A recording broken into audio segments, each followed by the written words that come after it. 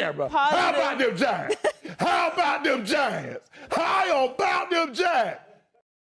Yo, what's happening? Welcome to another episode of Rush, because we just did this 10 minutes ago, but we had a little bit of technical issues with Twitter, so now I think we are good. I think we are good on all platforms there, YouTube and X. Thanks for hanging out with us. Of course, we did talk about 10 minutes about our disappointment with free agency. Let's just bring in the guys real quick. Zach, throw him in. Give me Chris. So Coach Steve Austin, he is the man. Well, the captain toughen up is over here and giving themselves a beer bath. And where's the Joker, man? Miss the fireworks. There won't be any fireworks. And here we go. Now, let's not forget me, because it's always good to be the king. It's good to be the king. Yes, it is. And again, we redid that twice. So thanks for hanging in there. I think we are good technical-wise. Guys, let's talk Giants football. Chris, as you alluded to, good signing, but again, it just feels flat, right? Feels a little flat, Chris, because we had all this time off, right? We talked about Ward being someone we wanted. DJ Reed talking about someone, maybe re-signing BJ Hill. Overall, it does not feel great today. Okay, I feel, Chris, like we're kind of limping into this free agency period. So as I said earlier, one of two things. Either this is how it's going to be, and let's just shoot for 2026, or maybe there's something up their sleeves that they got brewing, that's going to come, because there's plenty of cards left to be played. Mm-hmm.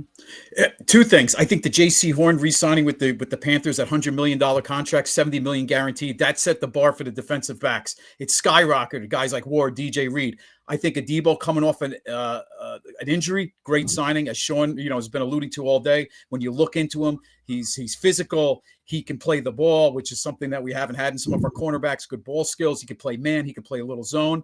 But I also think what we were looking for today is the quarterback, the veteran quarterback, to be signed to set the tone. Because if you bring that veteran quarterback, it creates the excitement. It gets some of the free agents out there saying, you know what? Giants may not be a bad move. But the fact we haven't added an Aaron Rodgers or somebody like that, maybe that also plays in a factor with some of these free agents, not knowing who the quarterback is. Yeah. So, and that's, let me take a step back here. So for anyone I'm sure you don't live under a rock, and give a shout out to everybody that's piling in the room. The Giants did sign a really nice corner today from the States, Paulson Adebo. And listen, the guy is, for lack of a better word, like he's going to come in here and be CB1. Okay. Like he's going to move Banks over to 2. It's a nice signing. Now, if you're looking for the yin and the yang, or the pro and the con, okay, the pro is he's young, he's physical, he can cause turnovers, right? He's good for breaking up passes and passes defended.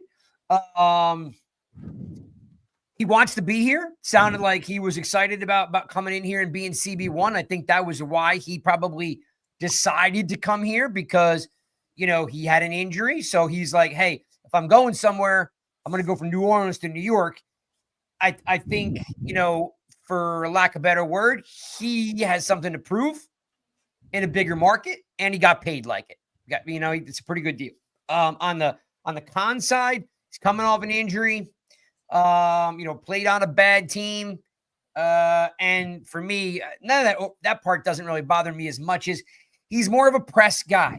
So either Bowen's going to have to learn how to run press and man a little more, because right now, from a fit wise, it's a little odd if that's the way they went, because, it's a zone defense and we got press corners, right? So maybe Bowen's going to not be so sticky with his scheme from last year. Sean, I know you're a defender of Bowen. I am not. But does this feel like it's a sign that he's going to run a little bit more press? I mean, that's what it seems. I mean, you got Banks who did it. Now you have, you're bringing in a guy like a Debo, and you got 2 new cornerback coaches who, again, I think will make a difference with this cornerback room. So I like the signing. We needed the CB1. They're paying him $18 million a year. It's not like he's, bargain shopping. He's a guy that they said, I think he wasn't talked about as much because of that femur injury. Had he not been injured, he would have been talked about as a top free agent. Jason McCourty came out and said it's a great signing. He does things at a very high level. Chris Sims came out and said, he's arguably would have been the best corner when healthy. He's the best cornerback on the market. So I think it's a great signing. We don't get turnovers. He gets turnovers. He had 7 interceptions in the last 2 seasons. He only played 7 games last year. That's more than our cornerbacks combined all of last year, just by himself, right? So he led the league in pass breakups. So he's a guy, again, he's a ball hawk. He guards well. So I like it. We said we needed a CB1. We got a CB1. We said we needed DT depth. We got DT depth. It's not a big signing, but I wasn't expecting a big signing at defensive tackle because it's loaded in the draft. So I think, the Robertson that we got, I think he's an upgrade over Nacho and whoever else was there. He's a nice vet, decent numbers as a depth piece. So I think that's good. But like Chris said, I mean, we didn't get a quarterback, so that really kind of deflates what we're doing. And the teams that were making big splashes had like over 100 million to spend. We don't have that. We had 50 million coming in, so we can't make big splashes. And if we don't have the quarterback, that's going to take up a lot of what we have left there too. So we're waiting on that quarterback signing is really what it is. And they're making an effort. They're going after the guys. Yeah. But let's also not completely defend it. Like, we knew what money was there and they had to make big moves, right? And the big moves aren't there. There are a lot of teams doing what it takes to get better. So while I agree with what you're saying, I think, and Chris, I'll throw this at you, I just don't feel like, the cornerback is great. Mm-hmm. It's not perfect. Why? Because he was injured last year. Like, we're still not getting the DJ Reed or the Ward who are coming off good seasons are healthy. We're getting a guy that could be good coming off an injury. So we have to hope that he's right back to normal. If he is, he had more interceptions than DJ Reed. DJ Reed's not an interception guy. So, and DJ Reed was cornerback 2 with Sauce Gardner next to him. So there's some concern there. Go ahead, Chris. I'll take a guy, with a broken femur over an ACL or an Achilles. So, a broken femur, this is a guy that's going to come back 100%. He's working out. And who knows? He plays a full season last year. Now we're talking about maybe he is that 1 or 2 corner in the free agent market. Here's my theory about free agency. Everybody goes hot and heavy. Sean alluded to it a minute ago. They have $54 million to work with. There's always that second wave of free agency coming on Thursday, Friday after the dust settles. Without them bringing in that quarterback and solidifying the guaranteed money and the length of that contract, it's really hard for them now to spend in all these other areas when they have to solidify that veteran quarterback. And you know what? By all accounts, they told Rodgers, take your time. It's almost a soft approach, the sales approach. They're not putting the pressure on him. So maybe that has something to do with it too. Let them nail down that quarterback and then utilize the money after that gets, taken care of. So in traditional way, I like your approach, but to me, it's a little bit on the traditional side, right? Like, it's like, hey, we're going to shoe it. We're going to go in this way. We don't want to piss Rodgers off, right? Like, I'm looking at what Washington's doing. Washington wants to win a Super Bowl in 2026, right? So to me, they're being smart with certain players. Like, hey, we're going to package this guy up. We're not letting anybody walk, right? It kind of reminds me of like taking a guy like Isaiah Simmons and packaging up and trading, right?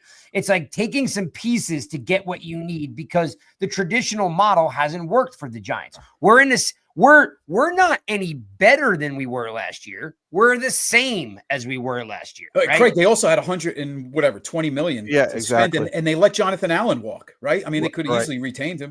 And redone his contract. So, let's call it like it is. They do have a lot of money to spend. They gave up a shitload for Laramie Tunsil, which is great. That was great. They worked out.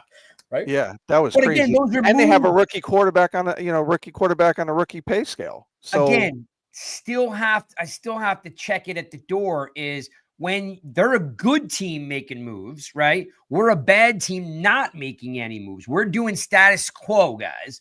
And again, the cornerback is a good pickup. The D tackle, okay. So maybe we went from a C+ player to a B- player. Like, it's not really making the team that much better. Maybe a little bit. The cornerback definitely comes in as CB1 and he's healthy, right? So that makes the team better only if they play press. Like, it's not like we signed a zone corner. We signed another press corner. So it's still, Chris, I remember you said this to me years ago. You were frustrated about the offensive line. Do you remember that conversation? And you said to me, I'm so tired of them drafting a guard and making him center. I'm so tired of them drafting a tackle and making him a guard. Stop with the round pegs and the square hole. We're still doing that, right? With the cornerback position, you're saying? Yes. Well, you got to hope that Shane and Dable, they're sitting down and they're talking to Bowen saying, listen, this guy's a press guy. So if we bring him in, is this the philosophy that we're going to have on defense? You would hope that is a conversation that takes place before they do this deal. Yeah, and there's no way they're bringing him in without talking to Bowen first. I mean, we saw on Hard Knocks the conversations they had with Bowen about players. So and he was definitely talking. And he was clueless because he knew he had a number 1 draft pick that was a press corner, and he tried to make him play. But he didn't have a choice in Banks, right? But everybody else was better at zone, and that's what he played. You're not going to change the entire defense for one friggin' guy. That's crazy. That's the crazy. point. It's not the point. That's not one guy. Oh, Kerry K playing man because one guy can play man is not. That's playing for one guy. Look, here's the thing. For 1 minute, you've got to stop defending it.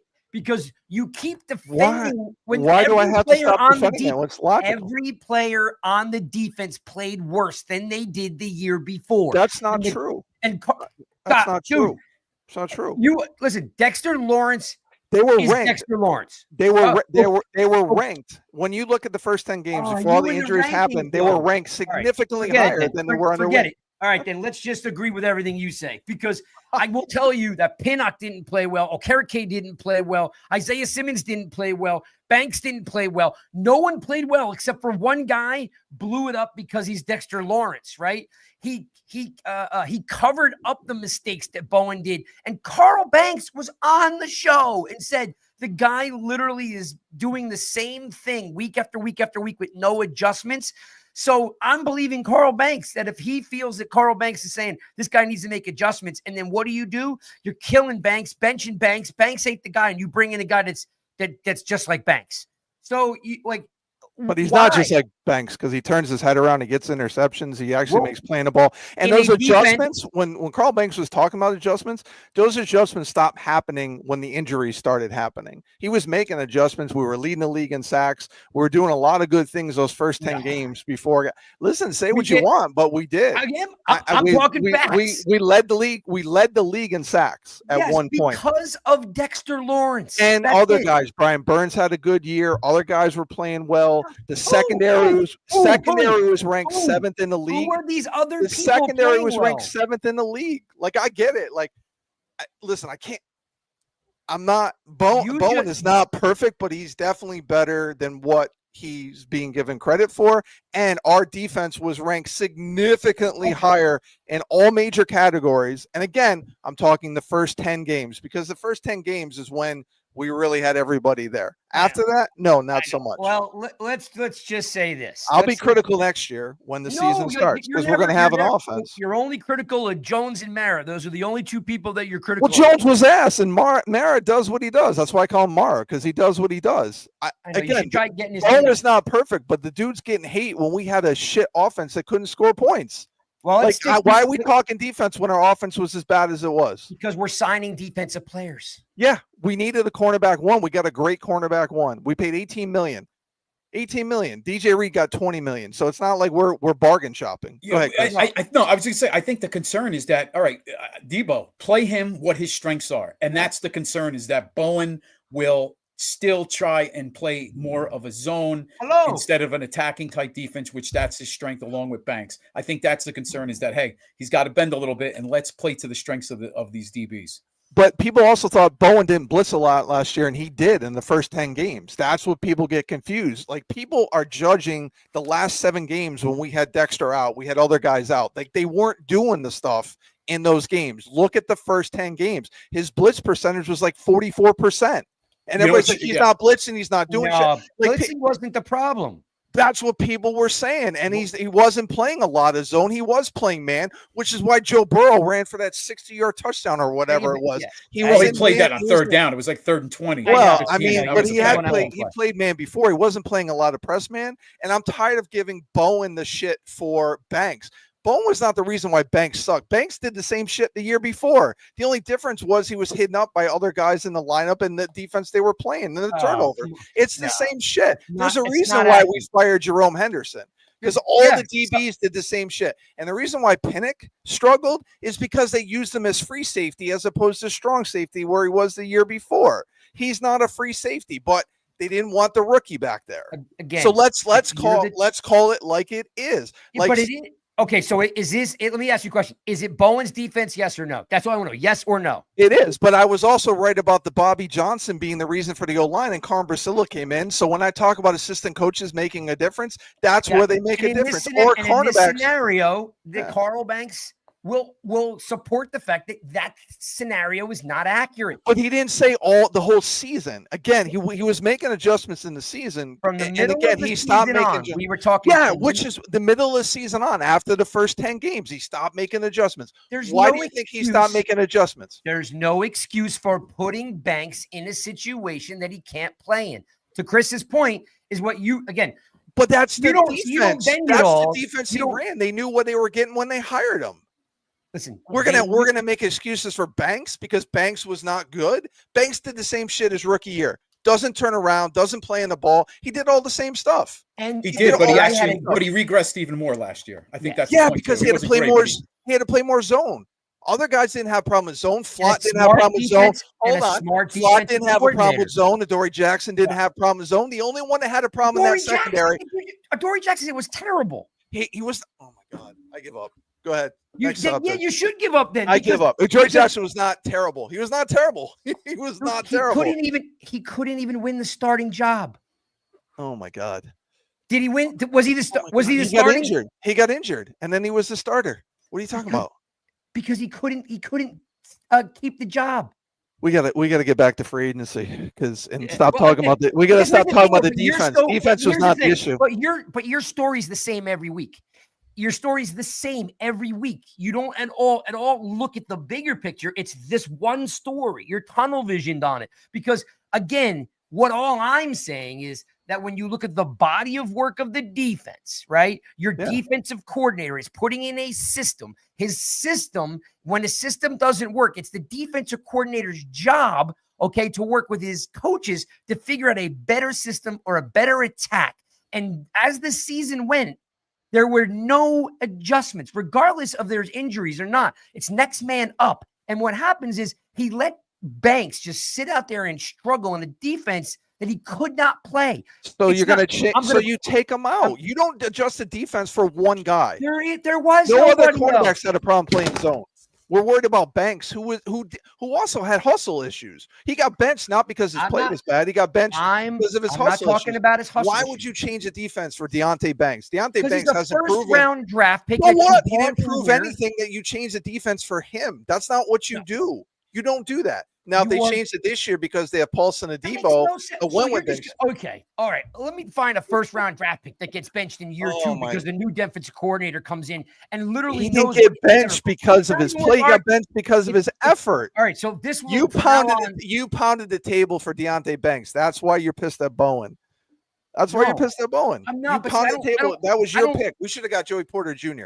Should have never got. I don't do that thing. I don't pound my chest on that like that. All I'm saying is like what Chris just alluded to. The guy regressed,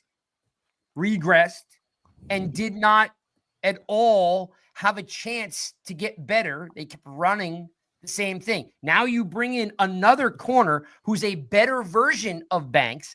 So we will have to hope that he will play more press coverage. I don't care. I know his ball skills are better. Okay. I understand he is a welcomed addition because according to you, we can bench Banks and there was a lot of backups, but there wasn't. There was no other corners that were better than Banks. Even when Banks was bad, nobody was going to step in and take that spot. Okay. McLeod got cut. Flott is a slot, couldn't play outside. Adoree Jackson sucked. That's why they cut him to begin with 2 years ago. So benching Banks wasn't going to help the team. Okay. What would have helped the team is flexibility in the game plan. So we just have to hope that when they start this season off, that they have a defense that works for press coverage. Chris, my question to you is that tomorrow is another day, and it's still going to be the same as today, almost like Groundhog Day. Mhm. It's still going to be set by the QB. Mm-hmm. And yep. Mm-hmm. So Pickett got traded today Yeah. to the Browns. Yeah. I don't think he was on the radar, right? No, but I hope not. that's Cleveland's. That becomes Cleveland's QB. Right. No, I don't know. Not necessarily. That could be their backup. You don't trade for backups. They're available everywhere. I don't know. I mean, what did they give up for him again? Hang on. I mean, you think they're going to run him out there? I do, because he was a starter in Pittsburgh, and you don't trade for a backup when there are just slews of backups. Yeah, but he was a starter in Pittsburgh, traded to Philly, back up in Philly, and traded. Remember, if you're Kenny Pickett, Chris, that's what you do. You pound. He was basically a child about it. He didn't want to compete with what do you call it? So he was like, hey, if I got to compete, I want out of here, right? Mm-hmm. So he just went to a team for a year. He knew that this was just a year to sit, right? Because he knew he was going to get a chance to start somewhere else. Nobody trades for a backup QB. I'd have to think he's QB1. And I'll tell you, but what is it, Stefanski, right? He's on the hot seat as it is. I don't know if he can run Pickett out there for a season and hope that he gets wins. Well, again, he's going to be out of a job. He was on thin ice, after winning 3 games. But think about it though. When do you trade any player or any picks or anyone for a backup QB when you know they're just available? So you would have to think that Pickett would start, and if they draft a quarterback, Pickett kind of grooms whoever they bring in. Mm-hmm. Yeah, so, I mean, it could be. Yeah, I mean, maybe. Fields goes to the Jets. Yep. Right? Darnold goes to Seattle. What's available right now? In your estimation, where do the Giants go tomorrow? I don't know, or I should say, where do they go, and how long does this last? Well, I think Rodgers holds the cards, right? Right now, we're hearing Giants, Pittsburgh. I don't know about Minnesota. I mean, really, would Rodgers want to go to Minnesota? No, McCarthy's got a 5-year deal, and this should be year 2 he'd miss and have 3 years left, and if he doesn't play. So I don't know if he goes to Minnesota, but I think it's between Giants and Pittsburgh. And then you're looking at the pecking order of Rodgers, and then a Russell Wilson, and then behind him, a little further down. I mean, what are you talking? Jameis Winston, and then a bunch of backups, and a Mariota, and a Carson Wentz, Taylor. I mean, I don't want to even say Taylor Heineke, but you're looking at those 3. I think Rodgers, Wilson, and then Winston. So Blackout says tomorrow. Oh, I lost it. Blackout says OG tomorrow. So is tomorrow Sean, what you think tomorrow is going to be, like Chris alluded to, like it's going to be tomorrow's the quarterback day, or is tomorrow the guard day? The quarterback rumors out there, the quarterback could be decided by later tonight, potentially. So I think, guard, you got to get the quarterback before you can make other moves, in my opinion, because then you know what you're going to have left, right? Or what you have to restructure. So you got to get that quarterback first. And whether it's Rodgers or Wilson, like you got to get it figured out. I mean, that's number one. And I think, like we said earlier, if we get that quarterback, it's going to feel a whole different of what we've done in free agency. We're just waiting on the quarterback. That's what has everybody down. Like we expected it, but Rodgers is going to take his time. Like he's not going to make a rushed decision, and then Wilson want to come. So let's do this then. Sean, tell me why Wilson's the guy. Why do we give me the pros for Wilson? Well, I mean, obviously he's a Super Bowl winning quarterback, been in the Super Bowl twice. He's still got some mobility left to him. He can mentor a rookie quarterback. He can throw, he can throw that deep ball. He throws a nice deep ball, right? So he's got what it needs. He can play in cold weather. He came to visit the Giants last year, so I think he'll fit in nice. And again, he can mentor guys. So I like that. I got to tell you, that might be the best thing that you've said all day, because all your other stuff was garbage. but saying the fact that I never even once thought about that, and that's why you get paid the big bucks. Right. Russell Wilson plays in the cold, dude. Like that is so important of a point, because not everybody, like, people talk about like, Darnold doing well in the dome, right? And maybe, Russ can play in the cold, so it makes a lot of sense, right? He's played on 2 cold weather teams. I like it. All right. So let's say right now I'm sold on Wilson because Sean's got a lot of good stuff that he said about Russ. Chris, now you have to convince me not to take Rodgers, not to take Wilson, and I have to take Rodgers. What can you combat? Sean just sold me on Wilson. Sell me now on Rodgers. Well, by all accounts, last year, who would have guessed it with that Jet offense throwing 28 touchdowns, even at 41, still has zip on the ball, still can throw it downfield. He comes to the line. He could see things. He processes quickly. He gets rid of the ball. A lot of those sacks, he avoids a lot of sacks just by his processing and gets rid of the ball. And I think he brings a lot of clout. I mean, you have an Aaron Rodgers. I think now you're talking about other players that want to come to the Giants, knowing that there's an Aaron Rodgers. He still has the arm. You know, despite the age, he's not as mobile like he used to be by no means, but he still has a rifle of an arm and can throw it downfield. And he can hit guys in stride. He can hit guys downfield where they're not held up like we saw with Daniel Jones. Yeah. He also plays in cold. Here you go. That's right. That's and he's played the Giants enough times. Yeah, for sure. I was kind of leaning on Sean, and now Yeah, that's a great Sean, point. tell me why not Rodgers? Ooh. Well, he's 41, going to be 42 when the season starts, so the age can be a concern there. Is he going to commit to doing the in-season stuff that he didn't do with the Jets?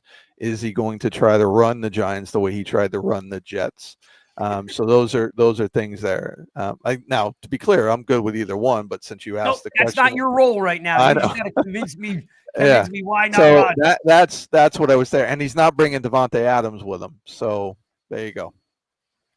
All right, I think his pro Russ was stronger than his con Rodgers.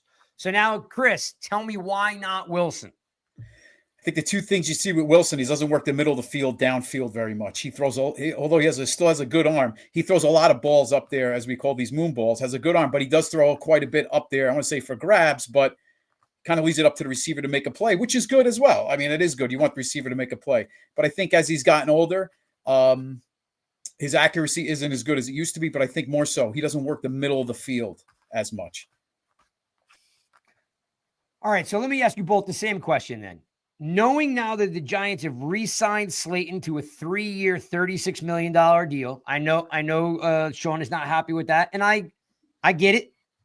And I don't have a huge problem with Slayton, but knowing that we don't have a Devontae Adams or a T. Higgins or a Sean, you and I were both thinking, oh man, Godwin would just be great. Yeah. And I actually was more on the T. Higgins side because I wanted the taller receiver. And then as we started talking about it, that Godwin would have been great for Neighbors, I think we kind of dropped the ball there, and we bring in Slayton, which is a little bit of a head scratcher. I know he's a great locker room guy. I do think he's good for a new quarterback coming in because he knows the area, knows the building. So, guys, I'm going to ask you both the same question is, who fits the team better? Who walks in here and gels? Chris, I'll start with you. Who gels with Neighbors right away? Who gels with the offensive line right away? Who just steps in and just becomes the guy? They're both seasoned veterans. They're both Super Bowl champions, right? They've both played a ton of playoff games. They both play in cold weather. They've both thrown a lot of balls to really good receivers, right? They, they are, Rodgers is a former, was it 2-time, 3-time MVP? 3-time maybe, yeah. Russ isn't that, right? Russ doesn't have that Rodgers arm, but Chris, which one fits the team better? They're both quirky, right? They both have their little quirky things about them. But I think if you look more recently, it looks like Rodgers, before he got to the Jets 3 years ago, had a better year probably than Wilson did. Wilson's bounced around after Seattle now and didn't really live up to expectations in Denver, which by all accounts, you're looking at the Achilles with Rodgers taking a full year to heal. He still threw 28 touchdowns. So I think more recently, success-wise, you're looking at Rodgers. So that's why I'm leaning towards Rodgers. Just more recent success than Wilson. How about you, Sean? Why do you think one of these guys fits better than the other? Well, I would say if we're talking about who fits personality-wise with Neighbors, it's going to be Rodgers because Russell Wilson is just too corny for Malik Neighbors. Like, let's be realistic, right? Like, he's too much of a goody-goody type. So I think Rodgers, with his personality, there was a clip circulating. Like, Rodgers understands like what having a great receiver. He like knows how to handle great receivers and really pump them up. Like, I haven't seen Wilson ever really pump up a wide receiver that I can think about. Like, he didn't really talk. He didn't say how great DK Metcalf was. Like, he never, like, I don't remember seeing that where Rodgers just pumps up all the guys that he throws to. Like, he's all about, being their cheerleader. So I think from that standpoint, Rodgers is a good fit from a personality standpoint. Okay. How about guys? And I like all those points because I'm a little bit jaded because I was in so far in the Stafford camp that it's hard for me now to like think about anything else because I felt so good that was going to happen. You know what I mean? Like, so now I'm like trying to shift my mentality. I tweeted out earlier today. I think I'm in on Rodgers because I think he makes a lot of people better. Even at the age of 41 years old, I still think he makes a lot of people better. That quick release is something that I'm super interested in because like he doesn't take long to think, things over. He just fits the ball in there. You know what I mean? Where a lot of times, we're waiting for Jones to get rid of the ball or we're like yelling at Locke that he can't see Wandell running down the field wide open. Right. So I think Rodgers definitely makes these guys better. The question then I would shift to you. I'll start with you, Sean, is who fits better? And then you have to kind of think about what I'm asking you here. Dave's and Shane they keep, to me, I think there might be a little of an ego thing going on with these two that sometimes I think is in their own way. Is that going to work better? If these guys seem like they have a little chip on their shoulder, is that going to work better with Rodgers or Russ? I think probably would work better with Rodgers. Like Russ, he had a tough time with Sean Payton, who has that chip on his shoulder. Kind of, I think I would compare him to similar, like personality, attitude-wise, as Daboll. Okay, good point. So I think. Yeah, I think Rodgers fits personality. If you're talking about that chip, I think Rodgers in that regard. How about you, Chris? Like, you think Daboll's and Rodgers, Daboll's and Wilson? Is there a better dynamic between either one of these guys? I think Daboll being the offensive coordinator and the head coach, and when Daboll was in Buffalo, everybody loved him. Here, you hear mostly everybody loves Daboll. So I would think you won't have a situation like you had with Saleh over with the Jets. I think it's a good combination with Daboll and Rodgers. I could see Daboll's like letting Rodgers go. Like, hey, you want to do that? You want to do that? Let's go with that. Like I can see that kind of happening a little bit. You know what I mean? Like I do. I also think, guys, that, if you bring in one of these two guys, I still think that you're moving up for Ward now. And and you were talking about Minnesota, Chris. There's no way Rodgers is just going to follow in Favre's footstep. There's just no way. I don't even know if that makes a difference because now McCarthy's on year 2. They're going to want to play him if he's healthy because he's got the 5-year rookie contract. So Rodgers in his head's got to think at some point, if things don't go well, he's going to get pulled because you got to get McCarthy in there. That means after this year, he'll have 3 years left on his contract and he hasn't played much. So if I'm Rodgers, I'm really thinking hard about going to Minnesota, and I'm thinking, Pittsburgh perennial playoff team. We didn't talk about Slayton yet. Are you going to bring that up? Yeah. Slayton. So Slayton, that's why I was asking you about, Okay. who he fits better. I mean, Slayton's 3 years, $36 million. Yeah, and interesting this came down tonight. I wonder because we always hear Rodgers pulling strings. Slayton, by all accounts, a few weeks ago, really sounded like he was going to leave the Giants and go somewhere else. I find it a little weird that this deal comes down tonight. I wonder if there's some insight with Slayton knowing that maybe Rodgers is coming over and he thinks twice and works out a deal with the Giants to stay, knowing that Rodgers will be the quarterback. Probably nothing, but just something that crossed my mind. Is there any connection between Slayton and Rodgers by any chance? Not that I know of, but I'm hoping John Runyon gets on the phone and have had a couple conversations with Rodgers, his old guard. Okay, you know what? That's also a pretty good point. Maybe there is. Maybe again, I'm always on the fence with Rodgers. If his ego's blown out where he doesn't give a crap what anybody says, or people do talk highly of him from a player standpoint. Sean and we talked about that a couple weeks ago. That players like him. You know what I mean? So you're You're right. Maybe he did reach out to Runyon. Maybe he doesn't care. But maybe If he's anything like a Luminor, he hopefully he made a call. Right? And maybe a Luminor called too. Well, listen, you know that Priscillo and Illuminar were talking, right? Oh, yeah. You know, like he's like, Yeah. hey, look, come here, anchor this line, rah rah rah rah. Sure. That made it worth. So yeah, maybe he reached out to Runyon and be like, come on, man, let's run this back. So all good points. Yeah, and Chris, that's an excellent point. Like coming back here, he must know something about the quarterback, whether it's they're going to get so and so, or they're going to draft somebody. Like, yeah, I would imagine he's got to know something there. Yeah, it's hard to think with how weak the free agent class is, and a few guys now have come off the board, that Slayton could have waited another day or so. But I mean, to see what else may happen. But knowing that he's coming back to the Giants, and they don't even know, he doesn't know who the quarterback is, but. He did get a $36 million deal, right? So, I also think too he's got such a good relationship with Wandale and I mean I'm assuming he's got a good relationship with Neighbors, but he's been there for so long. I don't think the guy wants to go. And I think probably when he saw T. Higgins get tagged and when he saw Godwin, get his money to go back, I think probably some of those really ideal spots might have dried up on him too. Yeah, but talk about a bad taste in their mouth when Dable and Shane both got here. If the Giants didn't even have a receiving core, and he was benched, right? He couldn't even get on the field until they needed him. Yeah, he was so what a turnaround! I mean, at the beginning of the year. So, and by the way, it's actually kind of interesting to talk about because you're right. Like he's earned a lot of respect from those guys because they healthy scratched him and he's coming back. There's no way that Shane and Dave's are bringing him back if they don't like him, right? Like they're just not doing it. You know what I mean? Or they're lowballing him so he walks. Mm-hmm. So there's a little something there, by the way. Mm-hmm. There's a little something there. I don't know. Maybe Slayton doesn't come back if the quarterback's not solidified, right? That's one. Maybe Slayton calls Rodgers. Are you coming here or not? I'm ready to sign a deal. Just tell me. Do they share an agent? There we go. You know what, Zach? Zach, look up who Slayton's agent is, and look up who Rodgers' agent is, and see if there's a crossover there. Plus, I think the Giants didn't want to let more vets out the building the way they did last year. Like Trevin Smith, that's his agent, just so you know. Okay, yeah. So Slayton has Mulugeta, I think is how you pronounce it. So I don't think they're the same agent. But I think they didn't want more respected vets leaving the building because they went through that last year. So I think that's another reason. Because Neighbors does speak very highly. Robinson speaks very highly of Slayton. They did an interview on Giants.com, and they spoke very highly of what Slayton does behind the scenes for them. So well, you don't love him though, and I get it. You don't love him, so maybe, like I said, like think about it.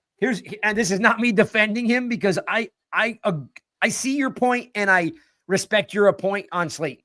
If you came into this conversation and you outlined to me, Mulugeta, yep, Aaron Rodgers is done. Okay, no crossover there. So. Again, if I came into this and I asked you and you painted the picture of Slayton for me, I'd be like, whoa, why is that cat still on the team, right? Yeah. So the interesting thing about it is they must see something, or there's so many options out there for a wide receiver 3, right? So there's got to be more to that story than just we signed. Yes, I like your premise on not letting the vet go, but I feel like, Sean, there's got to be more because he didn't start off well with the regime when they first got here. No, and again, he's well respected, but there wasn't a lot of options out there either to bring in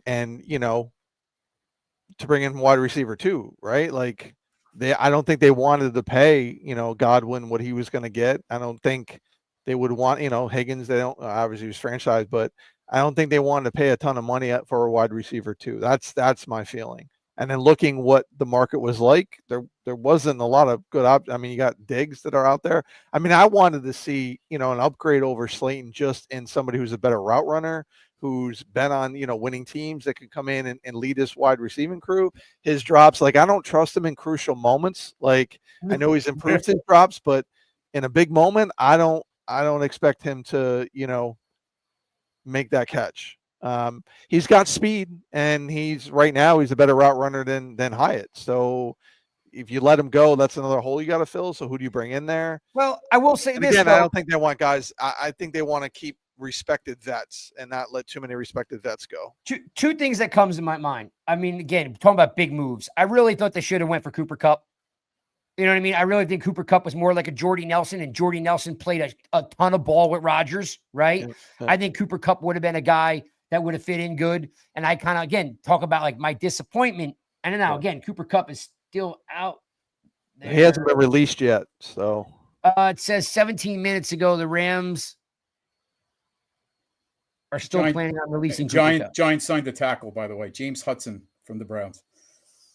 Who? From the James Browns? Hudson, Really? yeah. Might Browns. be depth piece, though. Yeah. Back up. What? Well, they need depth. Because, by October, everybody's hurt. So he'll get enough playing time by Halloween, for sure. He's taking that Mount Nelson role. Yeah. Here, well, what I was going to say was, like, you know what? We've never seen Slayton with, a legit, A-level quarterback. So maybe Rodgers or Russ makes Slayton better. Possible. I hope. What the hardest part with the whole Slayton thing is? It's still a little bit of the stench from Jones, right? We've turned the page from Jones, but Jones and him were kind of buddies, and and it's like you still get that little piece of Jones in your mouth. You just want to, kind of clear everything. So this is for you, Zach. Zach Wilson has agreed to a 1-year, $6 million fully guaranteed deal with the Miami Dolphins. Also, we talked about, guys, is Dalvin Tomlinson. Do you think he has anything left in the tank, Sean, because he is being released? I don't think so. He had just as much production as the guy we just signed from the Seahawks. So I don't think he has much left in the tank. But how old is he? About 30? 31. Okay. Yeah, 31. I'll tell you what, you need 90 on a roster, vet minimum, and he's always been a run stopper, not much of a pass rush guy. No problem bringing him on the roster and see if he wins a spot over a Jordan Riley or a DJ Davidson. I mean, for a vet minimum, if he can take a vet minimum. And I just saw something too that somebody sent to me that the Texans players were not happy that they traded Laramie Tunsil. Why would they be, right? I don't think anybody's. CJ Stroud, the most is not happy, I'm sure. Yeah, so it'll be interesting to see how that affects that team. I'm just looking through here now, like some updates. Like I really do think Cooper Kupp would be a great fit if they knew Rodgers was coming, right? Jordy Nelson used to run great routes, and Rodgers and him had a connection. And Kupp's production last year was good. Like, I know he had the injury, so that's a concern, but his production was really good. He's still a great route runner. Yeah, he's a little older, but his production was still really up there. I would have taken his production last year on the Giants easily. And I think he does. He can help develop that wide receiver core. Like, that's the thing. Like, a guy that Super Bowl winner, great route runner, knows what it takes to win. Those are the guys. That's the type of vet wide receiver you want mentoring those young receivers. And I think he's a guy that could help Jalen Hyatt develop more too. Mm-hmm. Although I do think Chad Hall being hired should make an impact on Hyatt. And if it doesn't, then that's on Hyatt. Says here, the Chargers are looking to sign Najee Harris. Austin Doolin is going to the Colts. By the way, I wrote that down. I thought that was actually odd that Ward went to the Colts. I'm not sure the Colts have a quarterback either. Daniel Jones is in the mix for the Colts. Yeah, I saw that too. Well, what are you guys? Okay, so tomorrow we're hoping that the quarterback thing gets settled, and at least that puts everybody to at least can breathe a sigh of relief. Let's, guys, like Chris, start with you. Regardless of regardless of Wilson or Rodgers, do you now feel more than ever that they're going to move up for Ward, or do you think they're going to sit at 3? Well, I don't know, man. I don't know what to think. I think there is a good chance that they move up for Ward, but maybe you're telling me the Titans are going to roll with Will Levis? Well, again, the Browns may be banking on Pickett. You never know. So one of those two might be available. Will Levis is with the Titans, right? That's what we're talking about, their starter. So unless they add a vet, that kind of shows their cards, right? That tells you right there they're going to go quarter. I mean, if they get out of this next week without a real starter, I can't believe that Callahan, who's on the hot seat after 1 year, will roll it out with Levis when he could draft a quarterback, a Ward or a Sanders, and buy himself some more time to see it through. All right. What's your percentage of the Titans taking a QB? As of right now, 80%. Really? Okay, so you're going strong. How about you, Sean? I think it's 50-50. I think they want Abdul Carter. I think they realize that they need more. They want to build the team around the quarterback, not get the quarterback, and they know they got a lot of holes. So that's what I think. And I believe if they're listening and willing to trade out of the top spot, they're not looking quarterback. Like Patriots they listened, but they weren't willing to trade out. Whereas the rumors are saying that the Titans are willing to trade out of the top spot, which makes me believe they're not going quarterback.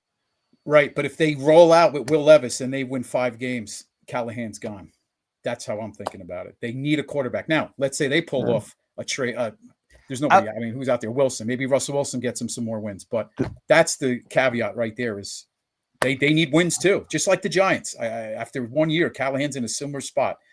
He was on the hot seat after 1 year. 5 wins, he's gone. Is he really on the hot seat, especially with a new GM and all that? Like, is he on the hot seat? Well, he won how many games he won? 3 games last year. This isn't the GM's this isn't his choice, right? This wasn't his pick. Right. He's on a short leash unless they draft the quarterback and he's given more time. Huh. That's just my opinion. Yeah. I mean, and like I said, and like the interesting thing, I didn't see the Kenny Pickett thing coming. And as we said earlier, like you just don't have, there's no reason to trade for a backup quarterback.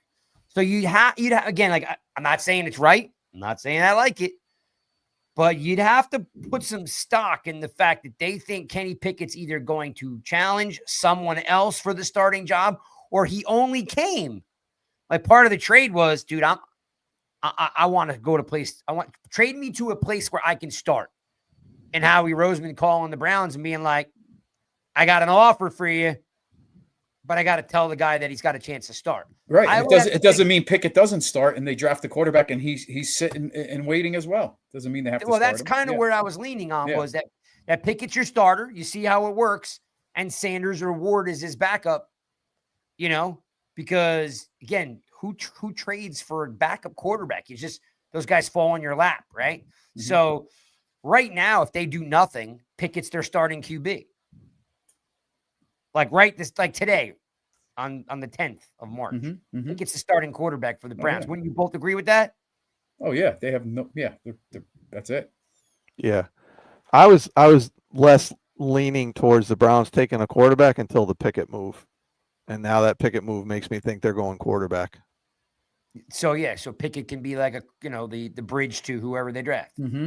Mm-hmm. Yeah, and then be the backup because he's been the backup. And I know I can't think of names, but I know there's been other teams that have traded backup quarterbacks because the Browns, like Philly it was a salary dump to get, what's his name? DTR from Cleveland. I mean, he's clearly just a backup and a cheaper backup than Pickett was. So I think, Howie's clearing a little money there where he can. And remember how Pickett's super young, man. I mean, the guy's only been in the league for 3 years. He wants another chance to start.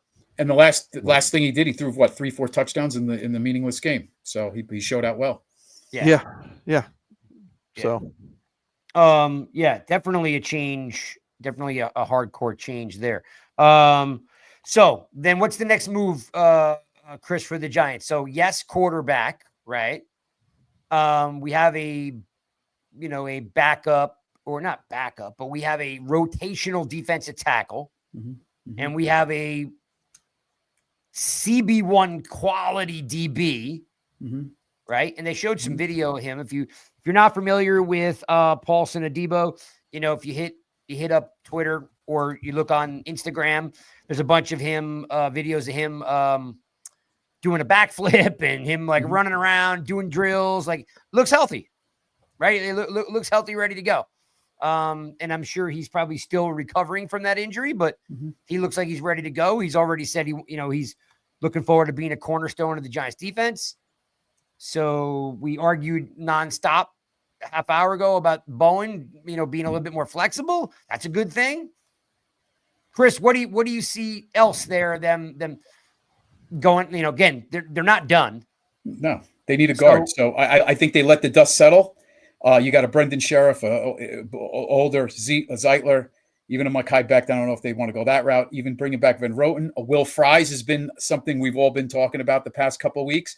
But I got to think between today and the next couple of days, the prices will come down a bit and things will level off. But I got to think they know what the range is with these guys, even if they factoring in, let's say, a Rodgers or Wilson. So I would lean towards quarterback is going to be the next one to fall for the Giants, whether it's a Wilson, a Rodgers, whoever it may be. Let's see. Somebody just got signed 14 seconds ago. Bengals free agent defensive end Joseph Osaya is expected to sign with the Bengals on a 1-year deal. $7 million. And by the way, what's ironic are all the offensive linemen. Ben Bredesen got a heck of a deal today. Forget how really? Sean probably. Yeah, Did he got really? re-signed by Tampa, and I Matt missed Pert that. got re-signed. Giants just signed Chris Board. He's a linebacker and a special teamer from the Patriots. That's right. Somebody had posted that up there. Okay, so Yeah, you're I a think- special teamer. 2-year deal for Yeah. $6 million. Wow. So Yeah, I $3 think- million I a think year, that- basically. I think they're going to wind up cutting Carter Coughlin and swapping that guy in there. Wow, 2 years for $6 million. Wow. Yeah. That's a lot. Interesting. Unless so $3 million a year Yeah. for a special teamer seems a little high. Is he? Well, linebacker. He's a linebacker and special teamer. Okay. Wow. That's what it says. So, we don't have a lot of depth in linebacker, right? So, I don't know much Is he about him. is he like a off-ball linebacker or what? I don't know. I don't even know who the dude is. I don't even know. I've never heard of him. He played for the Patriots, so I don't know. Yeah. I gotta look him up and see. Yeah. I've heard the name. I just don't know much about him. He played only 15% of the defensive snaps in Baltimore last year. He was with Baltimore last year. Only 15. Okay. So really just mainly a special teamer. Okay. Yeah. Seems like a lot of money though for special teamers. Doesn't it? Does. I mean, those guys are usually around like that 900,000 to 1.2 million. Even for Jamie Gillian, bringing him back was a lot of money. Like, I don't know, man, some strange moves here in terms of dollars with some of these lower level. Unless they positions. think he can, if they're going to cut Simmons and maybe put him there. Maybe they think he's another Zach Bond from the Eagles, right? What a fine that was last year. So Right. who knows? Yeah. Maybe they see that in him. Who knows? And by the way, the Eagles are about to trade their tight end, Goddard. What? Really? Yeah, and I'm like this. Like, that's why I was saying to you before, like, sometimes you have pieces that you don't think you could trade. The Eagles have no qualms about trading dudes. Like, I would think, like, you know what? I don't know. Like, couldn't we package up Pinnock and Hale and Jalen Hyatt, or couldn't we package up Isaiah Simmons and Bellinger, right? Like, couldn't we figure out a package to get something to plug some of these holes, right? Because I don't know, just feels like we could be a little bit more aggressive, especially now that we know Slayton's back. Like, we need to really pull in some offensive linemen here, right? I mean, because the right guard spot is a glaring hole, right? And it looks like Neal is going to be moving to guard from all the reports.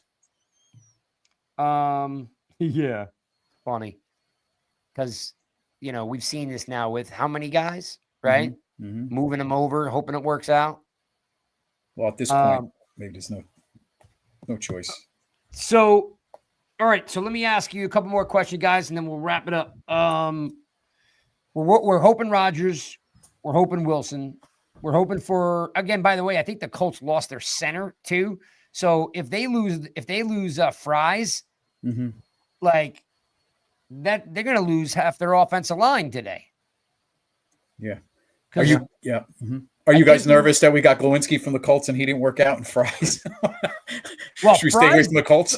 It's so funny because Fries literally took Glowinski's spot. Yeah. And now That I'm is like, funny. Yeah. I mean, I know Fries is a lot younger, but I'm just like, Yeah. Jersey guy too.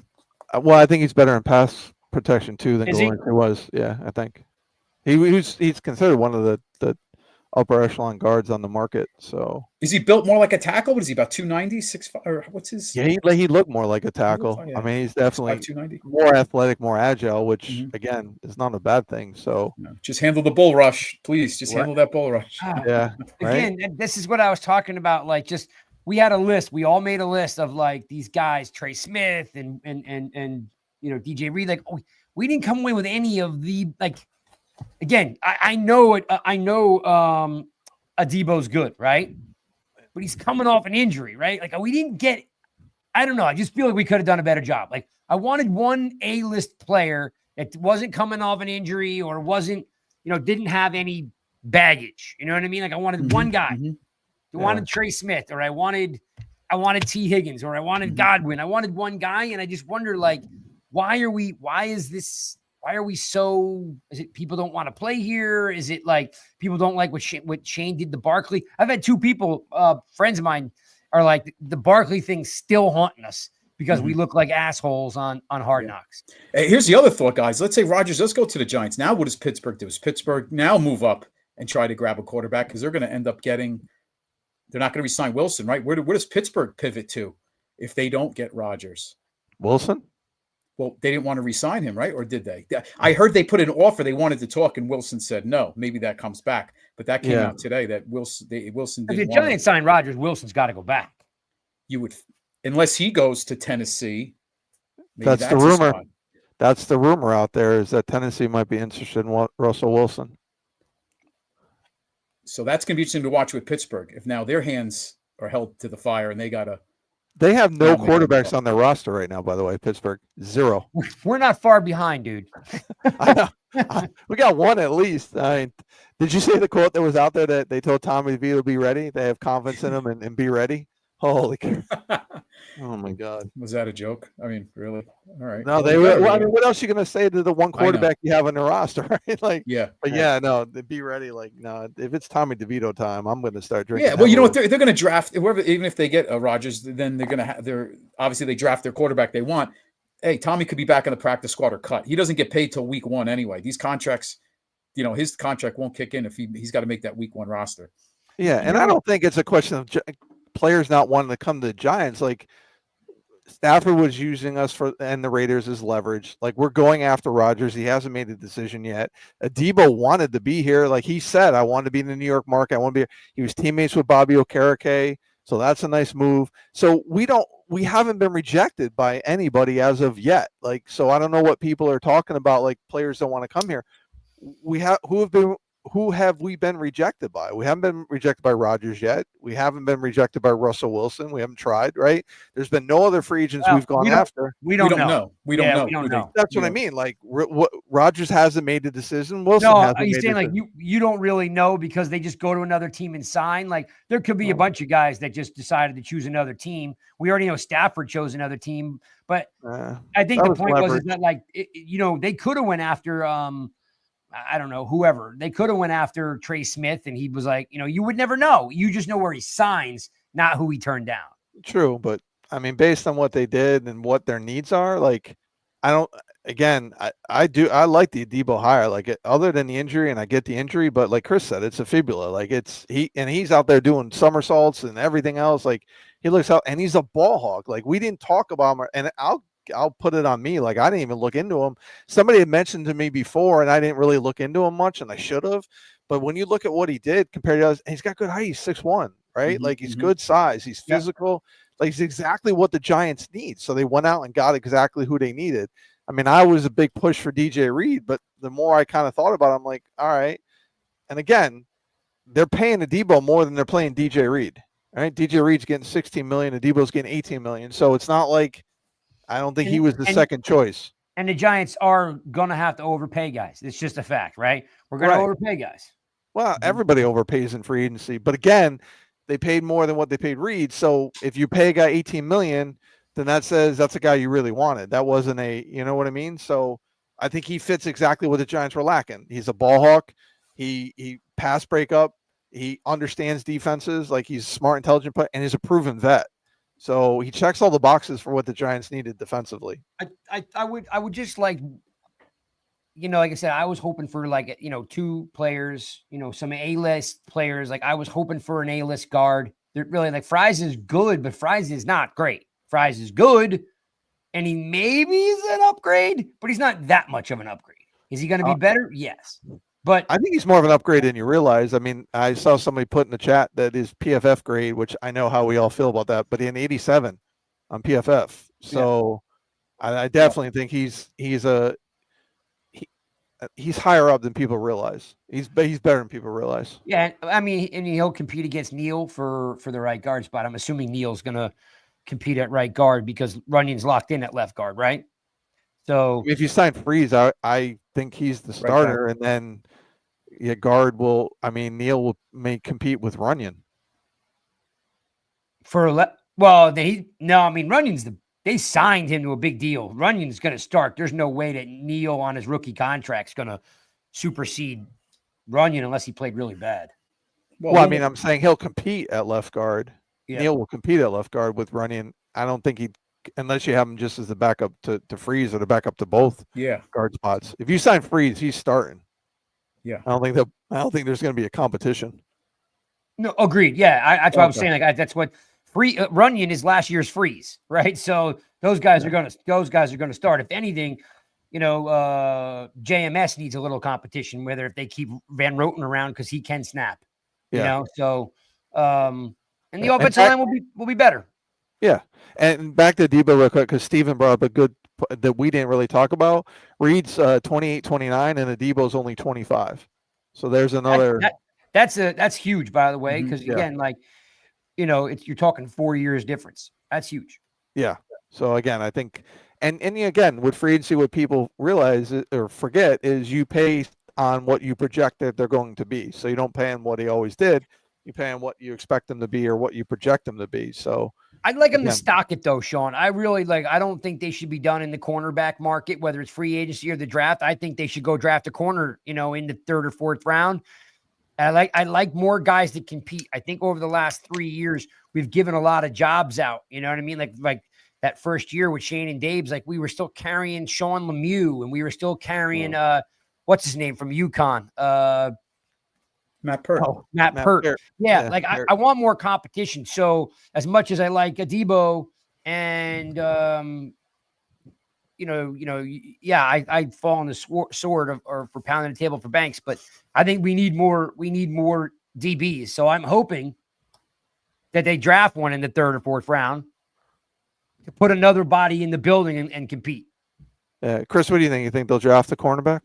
I think so in the later round. And remember, you got three phases of free agency. You got the first phase where everything's crazy, numbers are crazy. Then the dust settles next week. You get the second phase, and then you have the guys that are still out there after the draft that haven't gotten a job. And those are those bargain deals, which there are some guys out there at that point that just didn't fit the numbers. I mean, you always hear teams bring in guys and say, "Listen, after the draft, we'll revisit it," just because it's a numbers game and they have to see what holes to fill after the draft. So. I think one at least one or two more, whether it's a draft or free agency. I think we're looking at two more DBs, corners, and obviously a safety. They're going to need a safety in the draft or a vet down the road. There's too many good safeties. Yeah, they'll get a vet down the road. I think maybe not now, but a vet down the road on a. Yeah, I think somebody can push Pinnock or take Pinnock's place. Yeah, they're going to need some depth. I agree. Again, I still think take a gamble, move Simmons to safety. Man, I think the ship has sailed on him. Like two regimes hasn't really, and again, I was rooting hard for him in the beginning of the year when Bowen was like, we're going to use him at linebacker and safety. And he reminds me of like something like Hyatt. Something's just amiss, whether it's this team, this market, this something like those guys just haven't taken off. So like, again, I'm watching these guys trade people. I'd package up a Simmons and a Hyatt and see what you can go get. Mm-hmm. Two more things, guys. Keep an eye on Smith Marset, the punt returner. They haven't re-signed him yet. That's going to be an area of concern as a punt returner. And also Gano. He's due $7 million. They cut him. They gained $3 million on the cap. So keep a watch on Gano if he's possibly cut before June. Yeah, I think Nacho's going to get cut. Or I think Shane won't make a move until he needs to make a move to free up money. He's not going to preemptively do it because if he does and he doesn't need to, so that's what I figure. Like there'll be restructurings and there'll be cuts when it's needed or if they need it. See if you guys agree. Guys, let's talk about real quick and then we'll jam. Guys that won't be here in a couple weeks. Guys like Gray, guys like Simmons, guys like Carter Coughlin, guys like who else? Nacho, right? Yeah. Well, Gray will probably be here because he's going to get the camp because. Oh no, we lost Chris. Oh geez, did you boot him? No. Man. for sticking up for Gray. Right, yeah. No, it says his device got disconnected, so I think he got maybe he kicked out the cord or something. Yeah, poor guy. How about you? Any guys that you think are on the short list? I mean, I'm sure, but I can't think of their names right now. I think Nacho, obviously. Nacho, Gray, Carter Coughlin are all guys that jump out at me. Yeah.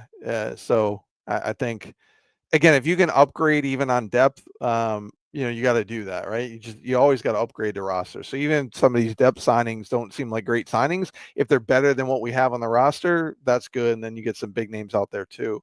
I feel like, we talked a lot about, big splashes. Like I think they'll make a big splash at quarterback, and then they made a big splash with cornerback. I don't know how many other, and maybe guard again if they get freeze. But go ahead, Chris, finish where you are because I thought Craig booted you. Oh no, but these wires. I didn't even know what I said. What was I talking about? You were talking about Gray or guys that are guys that are gonna. Yeah, I would think Gray's gonna get to camp, but he's that last spot, right? I mean, they're gonna, could be a Turbo Miller competition there at that last spot. But doesn't that bother you that we just hang on to dudes? But you need 90 on a roster. That's the the thing. You need bodies in camp. So let them get through OTAs, injuries. You still should bring them because remember, week 1 is when these guys get paid. So there's no harm in cutting him. There could be injuries and he moves up, but I would think an Isaiah Simmons is probably a guy that may not be re-signed, right? Like you guys. I'm more like if they're on the roster right now and we're paying them, right? Just package them up and send them out. I don't know what a Gray's salary is. I mean, if it's $700,000, you might as well just keep them till you get to camp because you need a body. You still got to replace him. Well, Turbo Miller sat on the practice squad all year. It's his turn. Yeah, and then they add him to the roster that last game, so nobody can take him off the practice squad at the end of the season, which is strange. If that's the case, just bring him up, man. It's 3 wins. What are we not playing him for? Exactly. I mean, I just watching guys trade guys, and I'm shocked. And I kept thinking, like, why don't we do that? Like, let's just wing it. Go grab me a couple C-level players, package them up, and send them out to freaking Carolina for somebody. Like I just want to be aggressive. That's all. I just want to be aggressive because don't get me wrong. This is not a complaint. I am super happy with a Debo. I mean, with Harris, I'm like, okay. I just want to go for it, win some damn games, right? And you really need to make the team. Like, look, dude, I'm sorry, and you can make fun of me all you want. Debo, Tunsil, re-sign Zach Ertz, re-sign Bobby Wagner. Like they're going for it. Like they are going for it. Yes, they have more money. I get it. I can't compare our money to their money, right? I can't do that. But you can still do something that like opens people's eyes and say, we're trying to get back. So we're making this move. Like Debo to me is like if you didn't sign Debo or Ward or Reed or trade for the cat from the Packers, I always forget that guy's name. Alexander Jair. Yes, Alexander. Like if you didn't do that, you'd get fired on the spot. Like this is your job. Yeah, right? But you could understand what Washington's doing. They got 4 years more with Daniels before he's going to come. Yeah, Daniels. Yep. Before he gets that big, and at that point, that big contract. So yeah, be all in right now for these next few years before that hits. So makes sense. And I wonder too, because like next year, so after the 25 season, the Giants are going to have a ton of money when it comes to cap space. Like so 150 million. It was like 150 million, right, Sean? Some crazy amount. So they may try to all that dead money off the books. Right. And then so they may be trying to sell to have even more and not overspend this time. Again, like I think, Craig, if they signed, if you got word that we signed Aaron Rodgers, would you feel like today went differently? Would you feel more excited about today because we got the quarterback? Yes and no. Yes, it would make me feel better. But like to me, when I thought about Rodgers, I was really excited about Devontae Adams because the thought of having Neighbors and Devontae Adams You know how you've been bitching at me about offense all year? Like, Yep.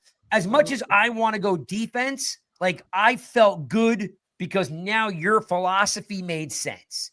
Yep. To me, I don't feel like I'm like day one for me, Sean, was about coming out and really making a dent in one side of the ball, right? So to me, it was if you sign a Debo and you sign BJ Hill or whatever, right? Or resign, or if you sign another player the level of a Debo, right? I'd feel better. I feel like we went like this. I got one really good player, and we'll see how the rest of the week works out. Like, so to answer your question is yes, I would feel better if Rodgers was here, but man, I'd feel so much better if Devontae Adams was with him. Because now I feel like we took the team. How about this? Timeout. Yeah.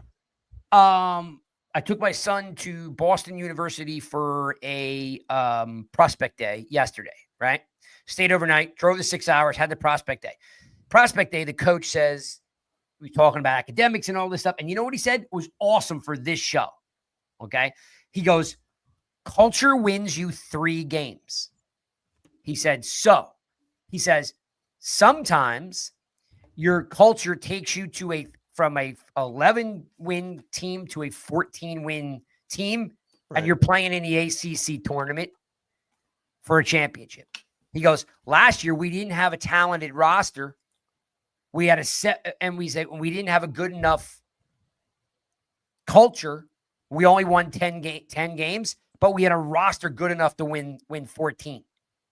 So, to me, bringing in Devontae Adams and Rodgers like sets the tone, and it would set the culture of what this offense was going for, and I would have felt a lot better because you, like I said, I say this with love, but you've been bitching at me about the offense.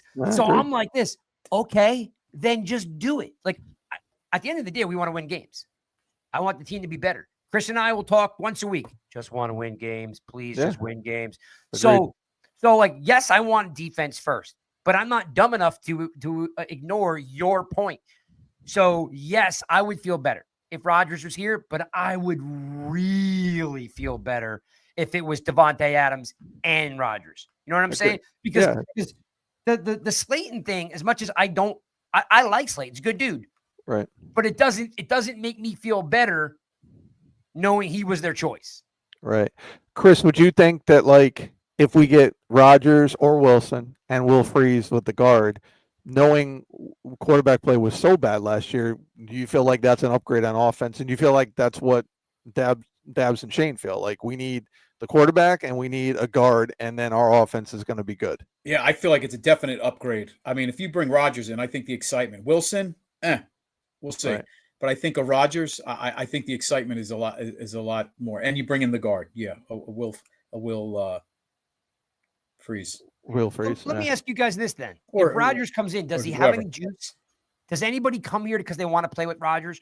Or again, like I know Devontae Adams wanted to go back to the West Coast, but like is there anyone else maybe that Rodgers can help recruit to come? Or is there anyone like is Rodgers? Does it end at Rodgers? Because Rodgers wants to look good on his way out. I mean, who else would you go after in free agency that he could bring in? Because again, if you're looking at where the Giants' needs were, they needed a cornerback. They got that. They need a guard. So if they get that, if they needed a quarterback, so if they get Rodgers, then who else do you target to try to go after? I don't think they'll go after another wide receiver. No, but I will say that Rodgers has always had something with, tight ends over the years at Green Bay. Like maybe maybe it's a big time tight end that's, I don't even know if there's but a trade even. Like does Rodgers have that kind of juice? He's a 3-time MVP. Hell yeah, he has that juice. Yeah. Yeah, it definitely has the juice. And Theo Johnson be a guy off injury, comes back healthy. Biggest benefit, even a Bellinger. Yeah. Yep. How about a Tyrone Tracy out of the backfield, who's a former receiver? Oh, that opens up part, a lot of things. That part I'm great with. Right. I'm just wondering if, to get the offense where Sean wants it to be. Yeah. Because, again, I feel like, you can't compare Devontae Adams to Darius Slayton. No. So, is there another piece that Rodgers, I'm coming, but we need to go get so-and-so? Well, the way he is, he would want, if there's somebody out there, he'd probably be calling for him and see. Alan Lazard. He'll probably want Alan Lazard. The to DJ come along. Chark's out there. I don't know how much he has in the tank or what's going on with DJ Chark. A Tyler Yeah. Lockett. I would think more with a Russell Wilson. That could be something to look at. But Tyler Lockett's, what is he, 33 as well? He's up there. He's not a guy that stretches the field. Again, people will say I'm crazy, but it really was the quarterback. Like we would have scored a lot more points if we had better quarterback play. And if you add Aaron Rodgers or even Russell Wilson, that's going to up what our offense does. Again, you got to add the guard, obviously, but you know our guys were open. Guys were open. We just had a quarterback couldn't hit them, and we saw what points could be put up when quarterback play was good. So if you have a consistent good quarterback, I think our offense is better than what people think, and I know I've been preaching for it. But when you really look at it, it's really, for me, it's about getting the damn quarterback. Like that's really. Yeah, you know, like, and I think two guys benefit the most on the team is Wan'Dale Robinson because he's small, as we know, Craig, and Jones never hits him in stride. He's always reaching back, diving for balls. I think Rodgers with his accuracy, and also a Jalen Hyatt, maybe working with an Aaron Rodgers. Jalen Hyatt could finally break through a little bit, and Rodgers, with his experience, help him out. Even Cold said, hey, like. We don't want him bringing some of his boys, like you guys said, Lazard, and he says there's nobody left anyway. There's really nobody left. He's retired. It's a good point. I don't want any of those dudes. I was wondering if there was anybody with juice. No. Other than Adams, that's it. No, but I mean, there's going to be guys, if you want to go after somebody, there's going to be guys that want to play with Aaron Rodgers. I mean, I don't. Yeah. That's why, honestly, that's why I went right to Cooper Kupp, because to me, Cooper Kupp reminds me a lot of Jordy Nelson. I said that earlier. Yeah, Jordy Nelson. And, again, I mean, he's got Wan'Dale, and he'll have, of course, Neighbors is a superstar. I just was thinking, he may want to put his stamp on it a little bit, as long as it's not, like Cole said, as long as it's not Randall Cobb or Lazard. Yep. Yeah. All right. Well, look, always good conversation, good debate. Tomorrow's another day. I'm sure there are going to be some more signings. Again, it's going to be the quarterback. I'm leaning towards Rodgers is a good move. I'm leaning Wilson is not a bad runner-up, but I do think the team is more dynamic. The way Sean wants it to be built is if Rodgers is the guy. I don't think it's very dynamic with Wilson, but if it is Wilson, the question is again, are you drafting a quarterback with both of these two guys in the building? Mm-hmm. I think you have to draft a QB regardless. Yeah. And what does Pittsburgh do if they don't get Rodgers? That's going to be the interesting team to watch. What do they do? Got to roll the bank back out to bring Wilson back. No, I mean, they did say the offensive coordinator and Russell Wilson get along really well, where they were hanging out on Friday nights. Their wives get along. Like, you just have to go roll out a bunch of cash for them. Right. But that doesn't negate, though, they're going to try and get one of these quarterbacks in the draft, possibly. Or maybe not. Maybe they run it out with Wilson for a year and then worry about it next year. Well, the rumor was Sunday night the Giants reached out again to Tennessee to try to trade, and Tennessee didn't do it. So we'll see. I think they'll still be aggressive to try to get the number one pick, but we'll see. And that again, there's your bold move. That's a bold move to go up to trade the number one to get your guy. Down. If you're moving up for Ward at number one, that's a ballsy move. Just have conviction, right? Just make the right choice. Yeah, right, exactly. And if you can. I would say this, and I know it was put out there by Spartan, is if it takes just the number one pick for next year and no other picks, I'm making that move if you have conviction in that guy, because this year we need that second and third round pick. So if all it takes is next year's number one, then I'm going to do that, because I don't think it's going to be a top 5 pick. Like, I really don't. Like, if you get your guy, you sign Rodgers, you draft that guy. So that's the only way I'm willing to give up the number one pick for next year, is if that is the only pick you're giving up. But I'm not. What you think it's going to take next year's number one? I don't know. I mean, maybe. I mean, it could take 2 2s. You're only moving up 2 spots, and it's not a draft where there's a again, it's only 2 spots. So if it takes just the number one pick for next year, yeah, go for it. I mean, again, as I mentioned last week, the Rams went 6 years without a number one pick. So it's not going to kill you. Like, you got to be able to draft in the second, the third. You have additional picks, whatever you got. You got money next year in free agency, like we just talked about. So you can get away with not having a number one pick, because you can spend on whoever the big free agent that you need is, that is probably going to be better than what you would have at the number 1 pick potentially. This is for you, Cold. I just looked up Jordy Nelson, right? Check this out. So in 2011, he had almost 1,300 yards and 15 touchdowns, right? Then he got hurt the next year. Then he went back to back to back, 1,300 yards, 1,500 yards, 1,250. And in that period of time, he had 35 touchdowns. And I believe his stats are better than Odell's over the career. Yeah. Like if you look, again, I mean, Jordy Nelson's retired. He's not, and he has been for quite some time. Mm-hmm. But like, I mean, the dude went 1,300, 1,500, 1,200, 8 touchdowns, 13 touchdowns, 14 touchdowns, 15 touchdowns. I mean, the dude played. The dude could play. You know, the year he had 14 touchdowns is in bold. So I don't know what that meant. He might have led the league that year in touchdowns, 14 touchdowns. I'm looking at, I don't know where the bold came from, but I mean, you're talking about a guy who's got 8,500 yards receiving and 72 touchdowns. Wow. And benefited from Aaron Rodgers. Yeah. No doubt. Yeah. So like, if you could get a guy that can play and don't get me wrong, Wan'Dale Robinson maybe could do that with Rodgers, right? So maybe we don't need a Cooper Kupp, and maybe Robinson could be that guy. I mean, I don't know. They're definitely different types of runners, but I'm more excited about when did he lead the league in all three? No, Jordy Nelson is not Cooper Kupp. No. Yeah, Cooper Kupp led in all 3 categories that Triple 1 year. crown. If that's what you're asking me. If I think yes, you're right. Jordy Nelson was never a leader in all 3 categories. It was definitely, I think Wan'Dale could be that Randall Cobb type. I mean, he is fast. He's faster than people realize, but he doesn't get to showcase it a lot because we didn't have a quarterback to get him in stride or hit him when he was, to utilize that speed. We saw glimpses and flashes of it. So again, if you're talking about Rodgers, maybe he unleashes Wan'Dale Robinson to a Randall Cobb type, because I think there are some similarities there. Well, let's wrap it. We've been on for a little while because we started late because of the old technical issues. Wednesday is